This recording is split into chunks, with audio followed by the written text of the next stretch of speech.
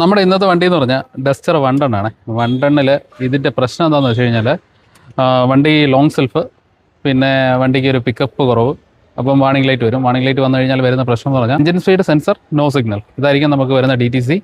പക്ഷേ വണ്ടിയുടെ പിക്കപ്പ് വരാതെ പോവുക, അങ്ങനെയുള്ള പ്രശ്നങ്ങളാണ്. അപ്പോൾ അതിൻ്റെ റീസൺ എന്താണെന്ന് വെച്ച് കഴിഞ്ഞാൽ ഞാൻ കാണിച്ചു തരാം. ഇതാണ് ഇതിൻ്റെ ECU വരുന്നത്.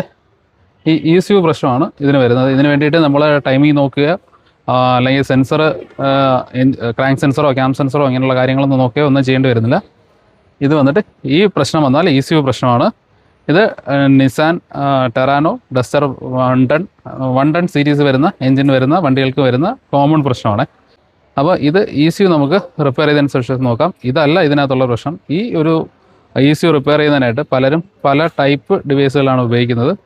ഇതിൻ്റെ പ്രോപ്പറായിട്ടുള്ള ഇതെന്ന് പറഞ്ഞാൽ IC മാറി ചെയ്യുക എന്നുള്ളതാണ്. IC മാറാതെ തന്നെ പലരും അതിനൊരു സർക്യൂട്ടുകളൊക്കെ ചെയ്യുന്നുണ്ട്. പക്ഷേ ആ സർക്യൂട്ടൊന്നും ചെയ്താൽ പ്രോപ്പറായില്ല. അത് ഞാൻ ECU റിപ്പയർ ചെയ്യുന്ന സമയത്ത് കാണിച്ചു തരാം. അപ്പോൾ നമ്മുടെ ECU വന്നിട്ട് നമ്മൾ ഓപ്പൺ ചെയ്തിട്ടുണ്ട്. അപ്പം നമ്മുടെ ഇതിൻ്റെ പവർ കൺട്രോൾ ചെയ്യുന്ന IC ആണ് നമുക്ക് ഇതിനകത്ത് ഡാമേജ് വരുന്നത്. ഇതാണ് IC. അപ്പോൾ ഈ IC മാറുന്നത് ഇച്ചിരി കോംപ്ലിക്കേഷനാണ്. അപ്പോൾ അതുകൊണ്ട് എല്ലാവരും എന്താ ചെയ്യുകയെന്ന് വെച്ച് കഴിഞ്ഞാൽ, എല്ലാവരും എന്നല്ല, ഇതിനെ റേറ്റ് കുറയ്ക്കാനായിട്ടും ഇതേപോലുള്ള സർക്യൂട്ടുകൾ ഉണ്ടാക്കി ഇതിനകത്ത് സോൾഡർ ചെയ്ത് വെക്കുകയാണ് ചെയ്യുന്നത്. അതായത് ഈ ഒരു വർക്കിങ്ങിന് പകരമായിട്ട് ഇതിനകത്ത് സിഗ്നൽ ജനറേറ്റ് ചെയ്ത് ഉപയോഗിക്കുന്ന രീതിയിൽ.